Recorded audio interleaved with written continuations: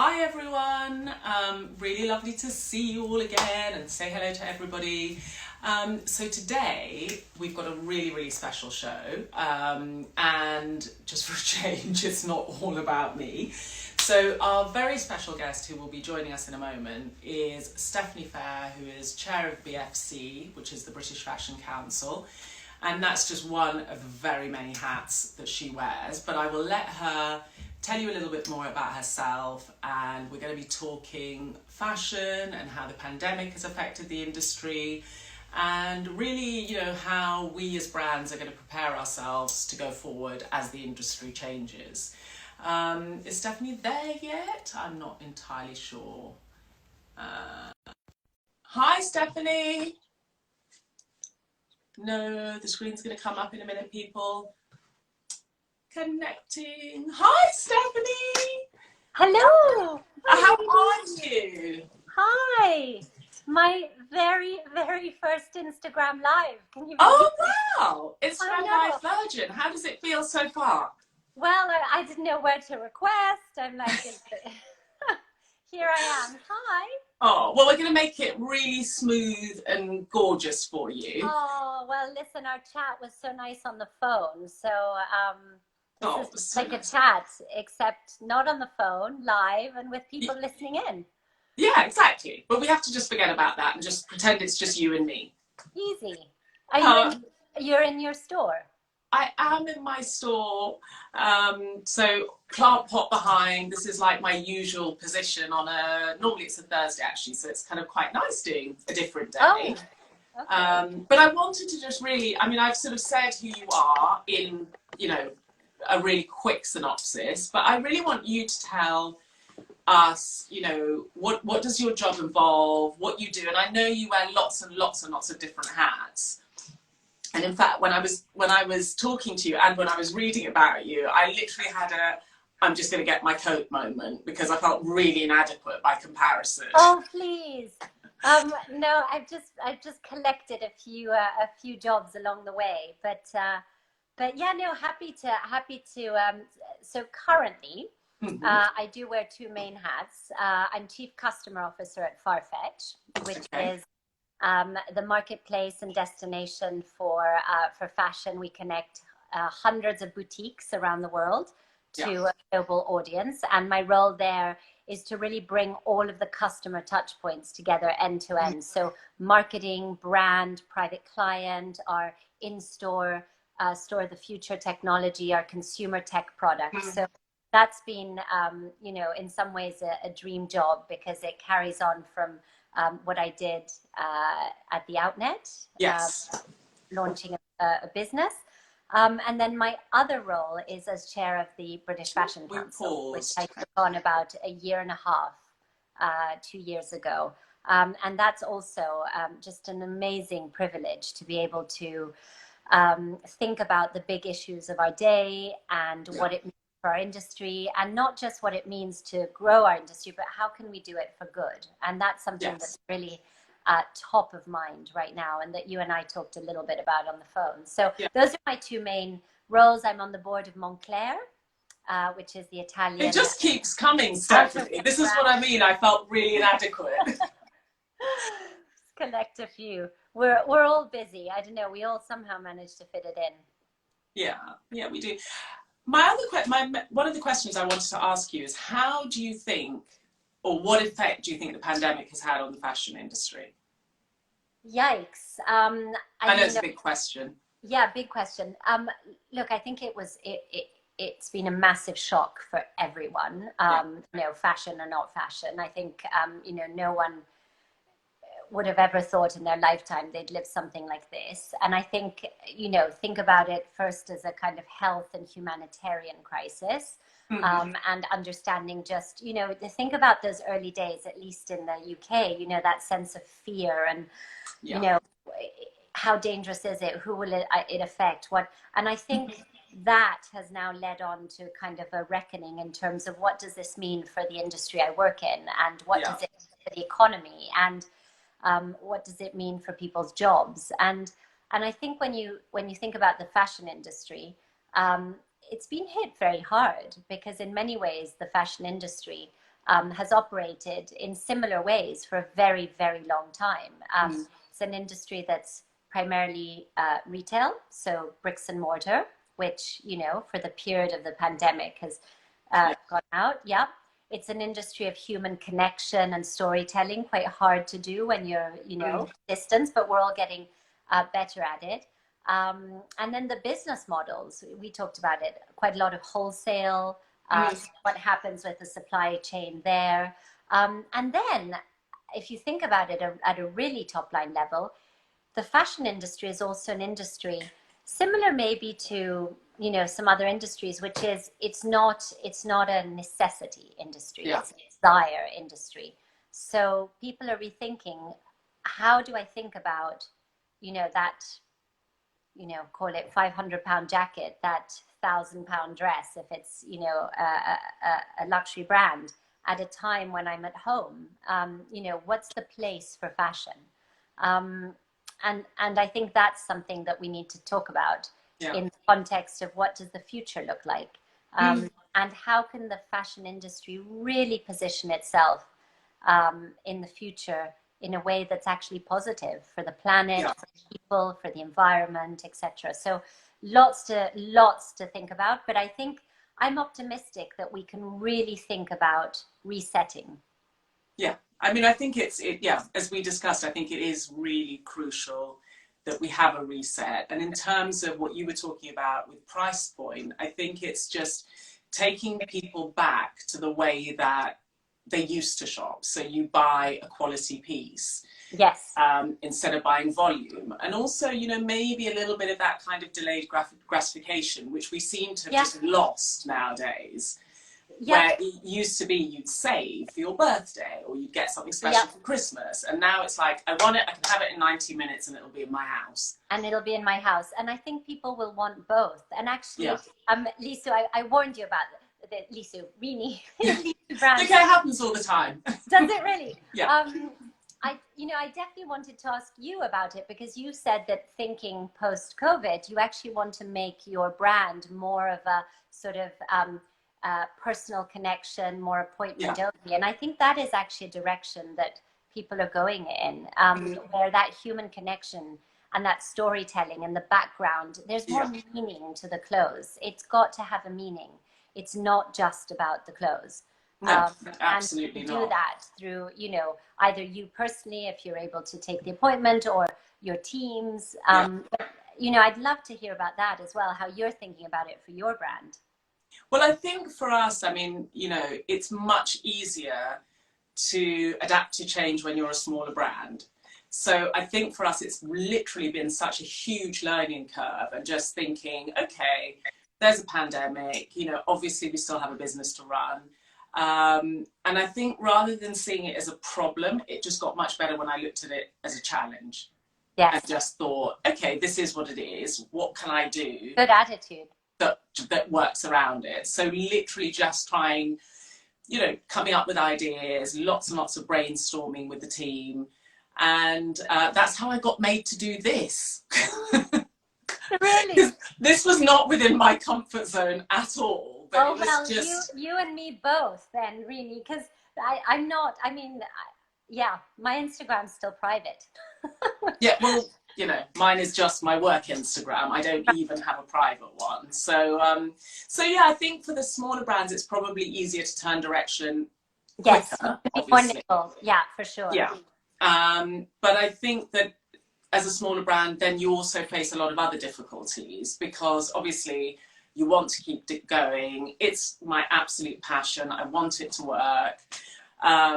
But at the same time, you're a smaller concern. So you're always going to be at the back of everybody's queue.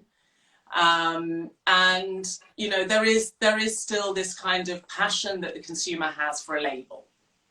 Yeah, but I think people will want the meaning behind a label. And that's actually what actually attracted both Jane Scheineman, which is how we met. Love Jane. Jane is a wonderful stylist who was looking for something to dress me in for the opening of London Fashion Week, and we had said we wanted something in the space of sustainability or mission or purpose, and also always a bonus if the creative director is a nice person. Bless you. And so that, no, seriously, that's exactly how, you know, check. And so actually you've got a lot of that history and meaning behind your brand, which I think is going to be really key in a post-COVID world, because people will be looking for that, especially if they pay up for something, right? Definitely. And I mean, that moment when you wore Lisou to open Fashion Week, beyond for the entire team. No. Well, we were literally all, because we're such a small team, and we are kind of like a little family, and we're all very involved in every aspect. It was dancing around the studio time. I'm just going to tell you that right now. We were like, woo! But also, I mean, it actually fit into a broader strategy we've had at the British Fashion Council, and something that Caroline Rush and I have discussed a lot since I took on the role, which is, you know, as an organization, we obviously certainly evolve with the times. And what does it mean, first of all, fashion? What does it mean, the fashion industry? Where do you draw the line? And, you know, is it the case anymore that the brands that the BFC represents are the ones that do shows? You know, that was back in the day, sort of the sort of purpose, but not for a while, and certainly not in thinking about a digital first world where actually a lot of brands don't need runway shows. They don't think about their brand, or have the budget to have one, or have a budget to have it, or think they might have the budget, but then they blow it all on that and actually think about other ways to market themselves. You know, the runway world was one of a world of wholesale where buyers come, still absolutely, you know, important and needs to exist, but there were so many other ways. And so we talked a lot about being much more inclusive of many different kinds of business models and brands. And I said it in my opening speech when I took on the role of chair, is let's consider other business models. And I was thinking particularly direct to consumer business models. So your brand absolutely fit right into that sort of definition of, you know, there's amazing things happening.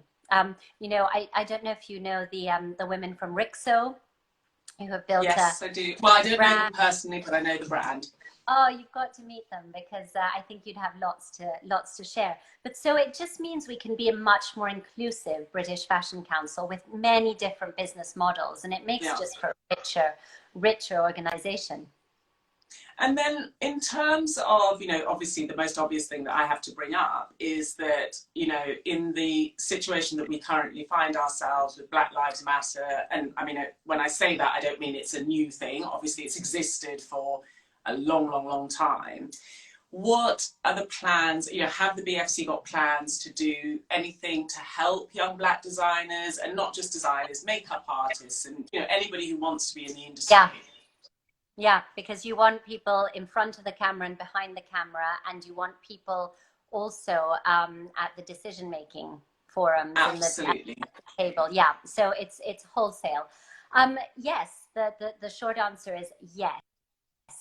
And the way we've thought about it is really in terms of how do we think about, you know, the future of the fashion industry? And, you know, I'll give you the sort of big macro. How do we think about how do we grow a fashion industry that is truly sustainable and that truly sustains itself? And you cannot build businesses or an industry nowadays if you don't think about mission, purpose, the environment, or people. Absolutely. People means communities that work for you, that you serve, but also the people that, you know, the employees, etc. And that's where you get into the question of diversity. How are you going to sell to a diverse audience and demographic, and an economically, you know, powerful one, if you have zero representation in the businesses that are selling? So you think about it from the economic angle, but aside from the fact, most importantly, that it's the right thing to do. So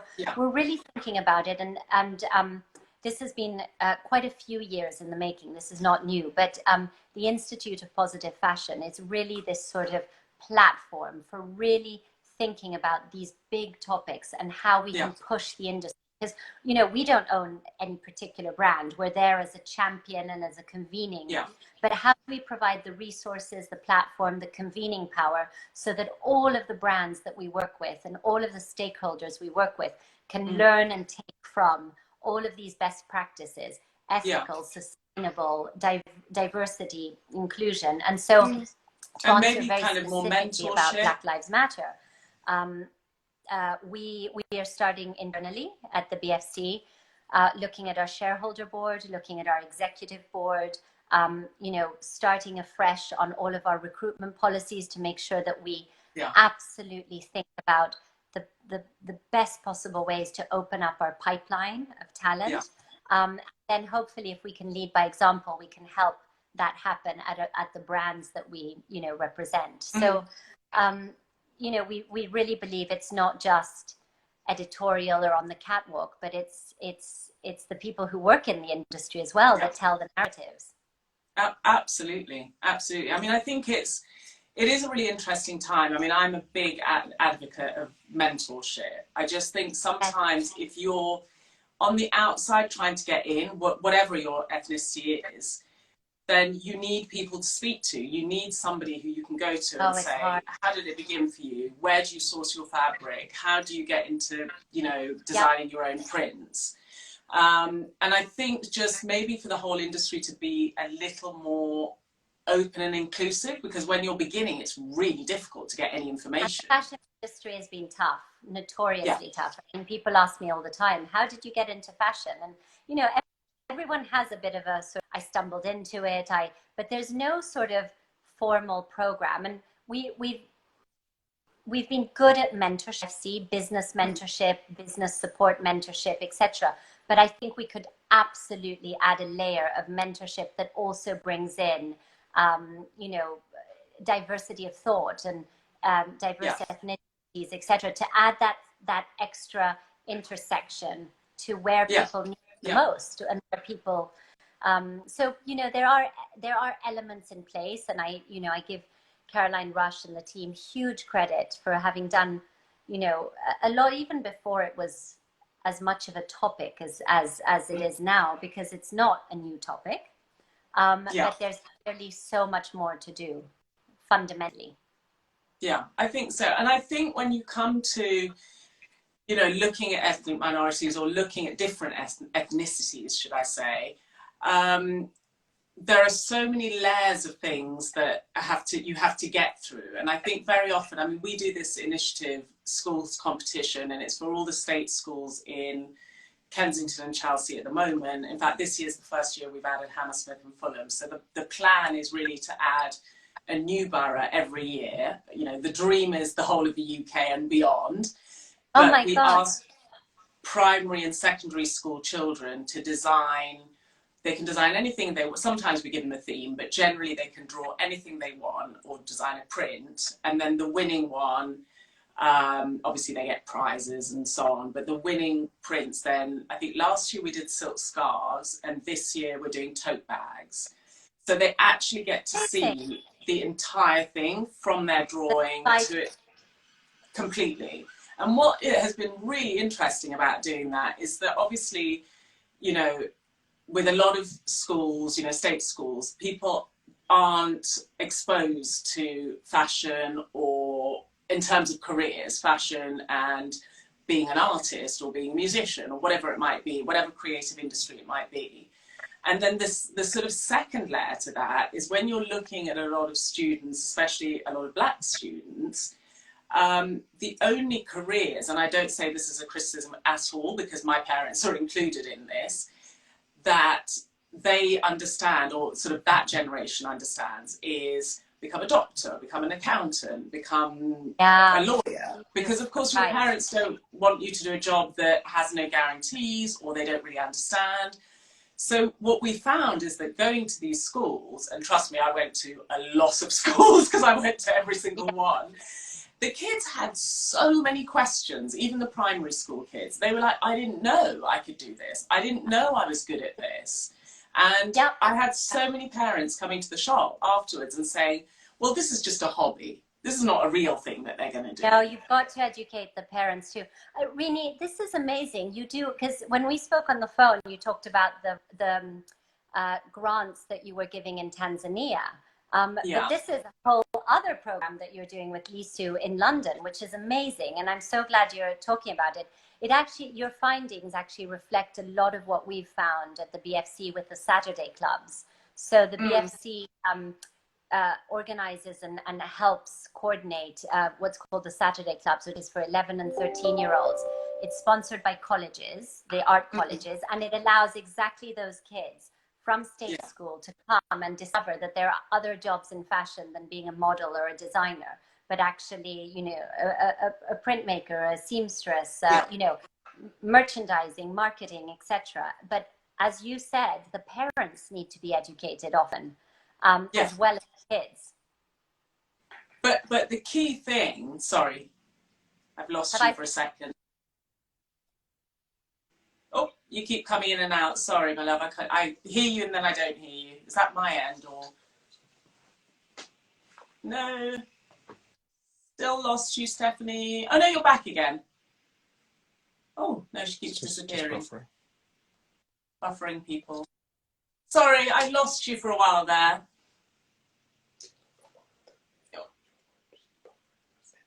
Oh, okay. Sorry, I'm having technology explained to me. Oh, I'm there, but I can't hear you. What's going on with the sound cam? I'm here, but I can't hear you, Stephanie. Can you give her a tip about sound her end? Oh, she's left. Oh, she's left. Said she'll be back in a sec. Okay, did she say she'll be back in a sec? I think so. Okay. Here we go. Oh, here we go. And happening. Thank God, people, I'm not here on my own, because this would have been the end of it all. There's no way I could have coped. I think we're connecting back. Slowly, be patient. Bear with us, people. Hello again. I'm here. Oh, sorry. Do you know what happened? That was Instagram, my settings, saying me I'd gone over my Instagram limit for the day. yeah, stop it. Get off the machine. Get off the Instagram. I know. Exactly. But so that it's amazing what you do. And I mean, goodness, if people don't know your brand, Lisou, they should, for all of the initiatives you do with your brand. Not just but I think in Tanzania, but that diversity thing that we were talking about, I think that's the thing that really got me going to visit all the schools and seeing the children, was they really kept saying, oh my God, so we could be you. We could do what you're doing. And they didn't know that before. You know, so I think it's really lovely for people to have role models, people that look like them and they're going, okay, that person kind of could be me. Yes, yeah. And it's really key, I think, that it's people that the kids can relate to. Absolutely. That's incredible. Even kind of looking through magazines, you know, I know that for me, growing up looking through magazines, I would cover the person's head, the model's head all the time. Not because I didn't like the model, but because I'd be trying to picture it with my face, you know, with a darker skin tone. Oh. Because there was no representation in the way that, you know, I know it's improved, but, you know, we've still got a long way to go. Yeah, it's improved. I think it's improved editorially. I think, you know, certainly Edward Enninful at Vogue has done a huge amount, but I think other magazines as well, and I think retailers have. But the question is really, how do we fundamentally make sure that the people making the decisions are also representative? And so that's something that we're working on, but there's a pipeline question, and we have to get that pipeline in. So what you're doing, the Saturday clubs, all of that is going to help. And well, if ever you need someone for the Saturday club, I'm volunteering. I know. I think you're recruited. I think you volunteered yourself. No, that's amazing. And Rini, how did you? Because I'm curious with my BFC hat on, how you chose to start your brand, and what business model you took, and what, you know, because we hear a lot of designers who come out of fashion school and they decide to start a brand, and there's a path that people have traditionally taken. Yeah. You've not taken that path. You've taken a I've sort of completely not. via academia, etc. But when you got to doing your brand, what did you start with? How did you even begin? Literally, it was an idea in my head. That's all I can, I had a vision, and maybe that vision was sort of ambitious, but I really believe in just being bold about things and just getting on with it and doing it. So I started with probably doing my, just doodling. I'd always done loads of doodling, loved drawing. So the first thing was to just research, where is my fabric coming from? Who can I ask about production and factories? And a lot of that stuff I really had to find out for myself, because I would often ask people and nobody really wanted to share information with me.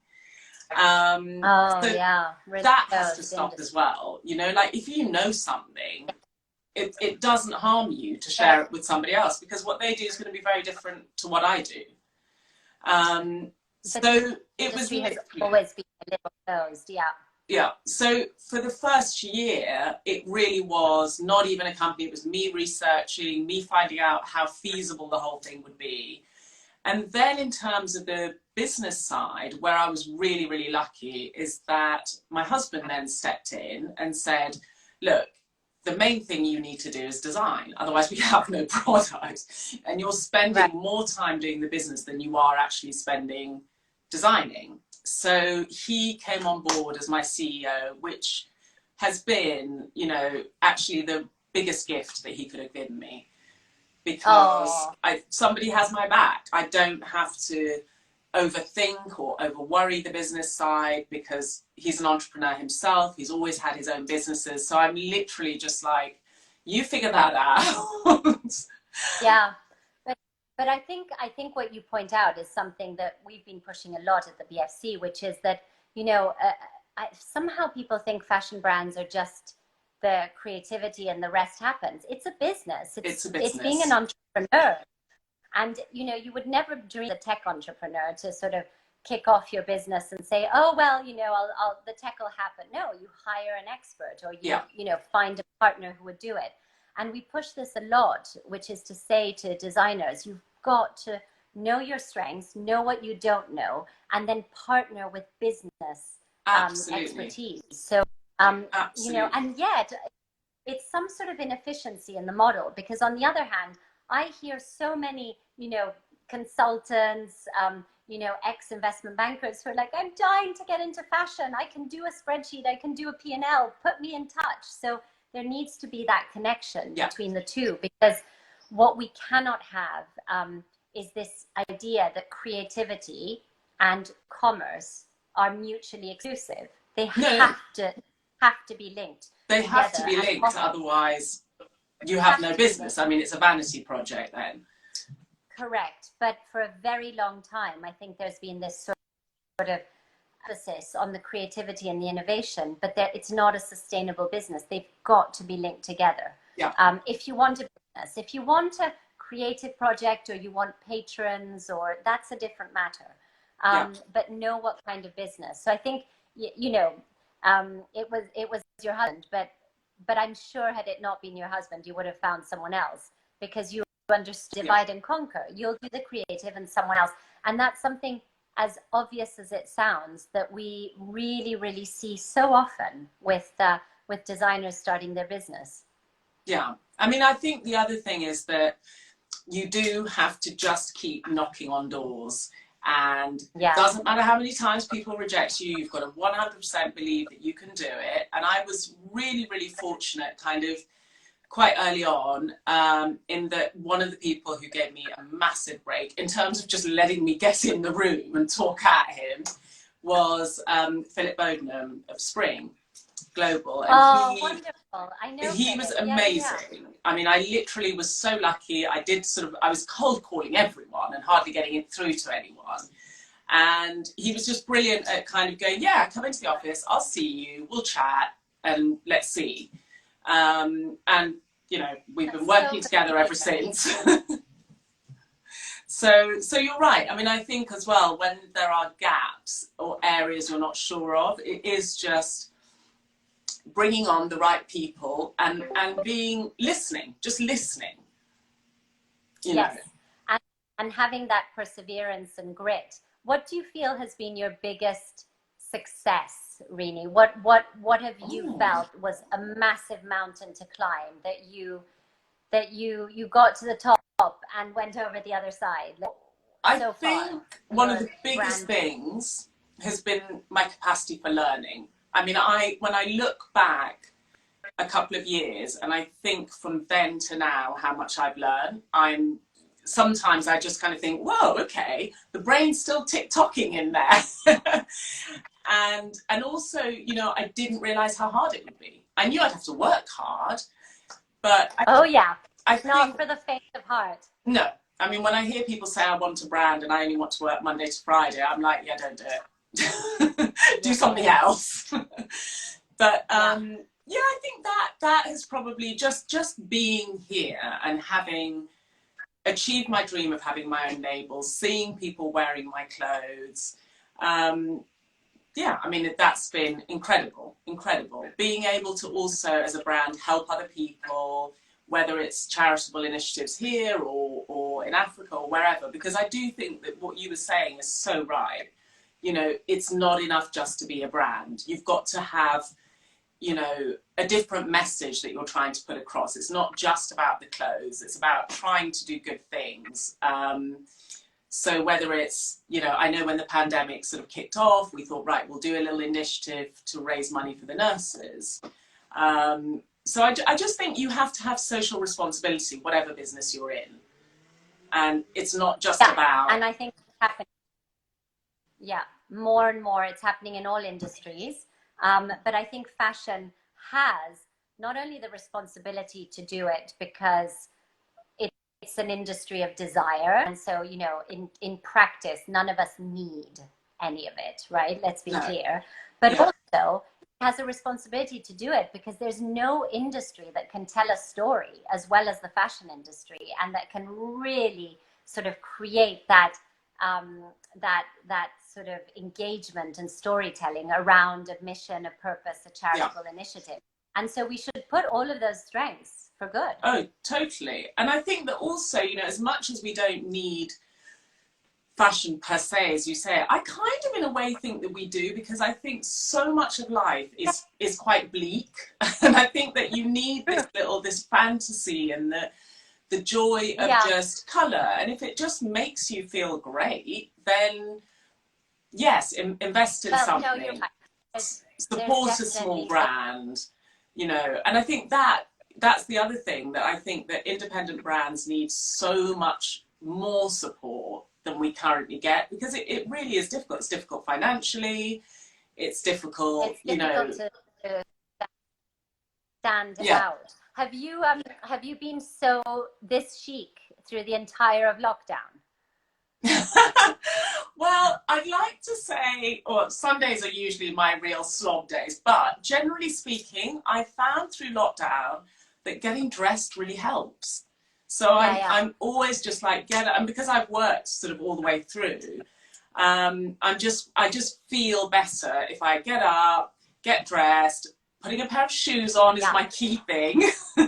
And then luckily for me, I have a shop, so I've been coming into the shop to work because I'm here by myself. And I can just walk here from home. But yeah, for me, it's been crucial, because I just think there's a danger point where you're suddenly in sweatpants all day long, and you know. Oh no, it does. It's terrible. I think the quality of the work goes down. Yeah. So yeah, I've tried to put on a different outfit, put together something, put a little bit of makeup on. Well, it makes you feel better.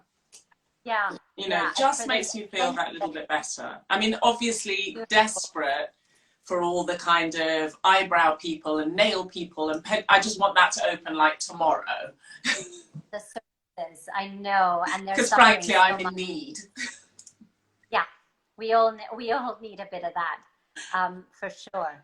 And then post lockdown, Rini, just sorry, I'm question. I'm so curious. So you'll open your store. You've opened it already, right? I guess No, you're we're about just literally doing appointment only because, okay.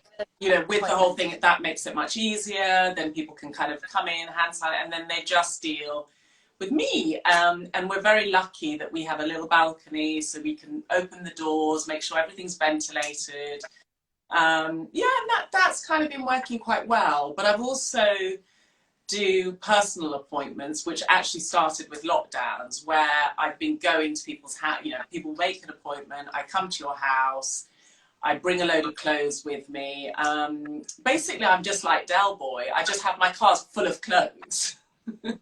I turn up, you try on in the comfort of your own home, and you buy what you want to buy, and what you don't, I take away. I mean, listen, that system somehow worked, and you know, there'll be a 21st century version of that with technology and booking systems. And well, I really look forward to it. I think you know, it's wonderful. Have you got plans to create a new collection or to show something? Oh, we're already seasonless. I guess you're a seasonless brand. We are trans-seasonal is what I like to say. So if you buy a dress from us in the summer, you can just wear it differently with boots in the winter, a jumper, whatever. Yeah. But I think that's sort of how clothing has to become now.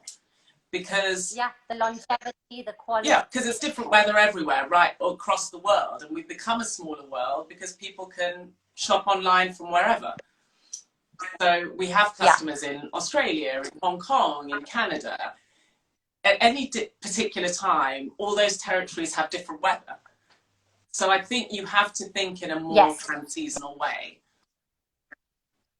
You know, and it's all heading that way as well. I think it's heading to seasonless. I really hope there's an element of slowing down. I mean, we issued a statement with the CFDA and the BFC just to talk about the fact that, you know, the designer fashion industry, funnily enough, took a leaf out of fast fashion, and because of retail and the need for newness and the wholesale model, there was just this frenzied pace of collections, and designers doing 8 collections a year, buyers traveling around the world, people convening. There's something there where we were hearing for many years, actually. I mean, it's not a new topic. We've been talking with designers and buyers, and that it just wasn't sustainable, purely from a sort of personal perspective, but also travel, if you think about the climate impact of travel. That slowing down aspect is going to be hopefully one of the post-COVID resets that we see. I really hope so. I'm really sorry to say this, but I think we might have to wrap up, and I really don't want to. I could talk to you all day long. It's been such a nice chat, really. But thank you, Stephanie. Thank you so much. It's been honestly a real privilege to speak to you. And as I say, it was honestly, we were humbled by the fact that you wore Lisou to open London Fashion Week. Jane. I will. No. Love Jane. And I loved it. I was delighted to wear and to have a brand that has such a great story behind it and such a great founder behind it. So no, I was delighted, and I absolutely feel that you're the kind of brand that we want to bring into more of what we do at the British Fashion Council. I think you've taken on such a unbelievably wise and thoughtful approach to building the brand, and you know, I think more brands will take your approach as digital makes it easier, as you know, seasonless, all the things we're talking about. But such a pleasure, Rini, really. Oh, gorgeous to speak to you. And as soon as it's over, we are.